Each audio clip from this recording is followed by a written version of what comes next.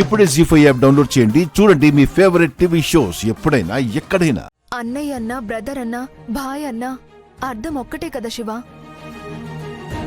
రాఖీ కట్టు బేగం. అలాగే అక్క. ఎక్కడో సిక్స్త్ సెన్స్ కొడుతోంది. నాగవల్లి ఇంట్లో లేదు. గంగ చేతికి రాఖీ కట్టడానికి బయటికెళ్ళిందని నా మనసు చెప్తుంది. అది గనక బయట కనపడాలి, కాళ్ళు విరగ్గొట్టి వాళ్ళన్నకి రాఖీ కట్టుంటే దానితోనే 2 కాళ్ళు కట్టి ఈడ్చుకుంటూ ఇంటికొస్తాను.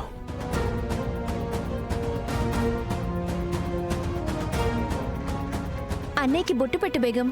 వాళ్ళు పెట్టర్లే. రాఖీ కడుతున్నప్పుడు బొట్టు పెడితే తప్పేముంది? అన్నయ్య సుఖ సంతోషాలతో ఉండాలనేసి కోరుకుంటున్నాను.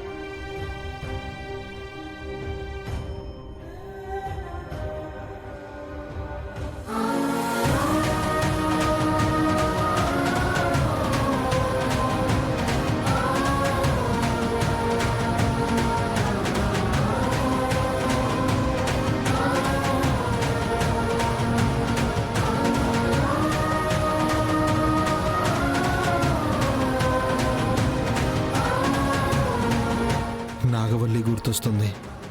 రాఖీ పండగ వస్తే తనే హడావిడి చేసేది.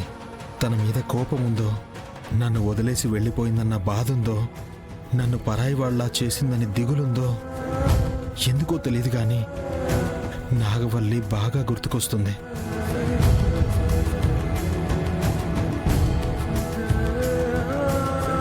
అన్నయ్య, అక్క చెల్లెళ్ళమైన మేము అత్తారింటికి వెళ్ళిపోయినా సరే రాఖీ పండక్కి నీ దగ్గరకొచ్చి ప్రాణం పోయేంత వరకు నీ చేతికి రక్షాబంధన్ కడతామని అనుకున్నా.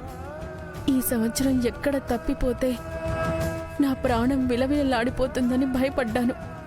కానీ శ్రీవల్లక్క, శివ వదిన, అమృతక్క అందరూ నీకు రాఖీ కట్టించడానికి నాకు సాయపడ్డారు.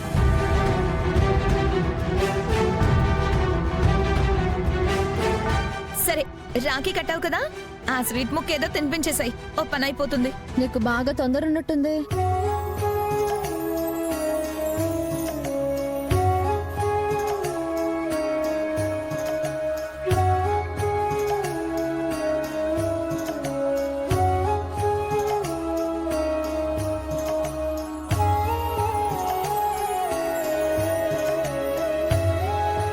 జీ5 యాప్ డౌన్లోడ్ చేసి అన్ని ఎపిసోడ్స్ పూర్తి ఉచితంగా చూడండి.